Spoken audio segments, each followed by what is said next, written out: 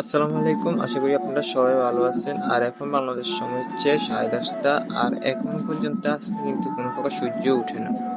আর চারিদিকে এরকম অন্ধকার, আর যে বাতাস হইতেছে মনে হয় সকাল, মনে করেন যে 6টা বাজে এরকম মনে হইতেছে। তো আপনারা দেখেন, এই দেখেন আপনাদের দেখাই, মনে করেন চারিদিকে কি পরিমাণ অন্ধকার। এই দেখেন চারিদিকে অন্ধকার, মনে হইতেছে মানে সকাল 6টা বাজে এরকম লাগতেছে।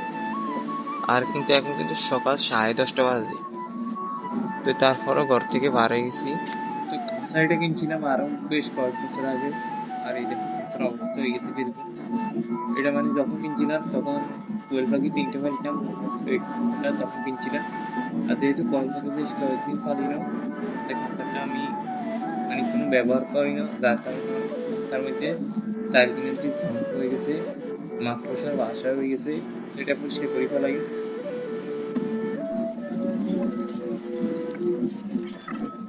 সর্বপ্রথম মাকড়সার বাসাইগুলো 4 দিনের আগে ভিতরে যে মাকড়সার বাসাগুলো আছে এগুলো পরিষ্কার করিয়ে রাখি। তো মূলত এই খাঁচাটি কিনেছিলাম আমি আরো 4-5 বছর আগে, যখন আমি কোয়েল পাখি পালন করতাম। তো এটা বেশ কয়েক বছর যেহেতু আমি কোয়েল পাখি পালন করিনি, তাই এটা ব্যবহার করা হয়, তাই এটার মধ্যে মাকড়সা বাসা করে এবং প্রচুর পরিমাণ জং হয়ে যায়। এই দেখেন কাঁচার অবস্থা, সার্ফিংয়ের দিয়ে এখনো মাকড়সার বাসা বানি, কারণ যে কি পরিমাণ জং হয়ে গেছে।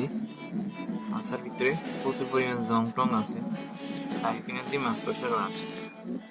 এটা আজকে আমি পরিষ্কার করি। তো আপনাদের কাছে যদি আমাদের ভিডিওগুলো ভালো লাগে তাহলে অবশ্যই আপনারা লাইক, কমেন্ট, সাবস্ক্রাইব করে রাখবেন, যাতে পরবর্তীতে নেক্সট ভিডিও ছাড়ার পরে যাতে সবার আগে আপনার কাছে নোটিফিকেশন চলে যায়। এটা হচ্ছে আমাদের ইউটিউব চ্যানেল, অবশ্যই এটাকে আপনারা সাবস্ক্রাইব করে দিবেন। তো কাজের অর্ধেক শেষ হয়ে গেছে, মানে এটার অর্ধেক পরিষ্কার করে গেলেছি।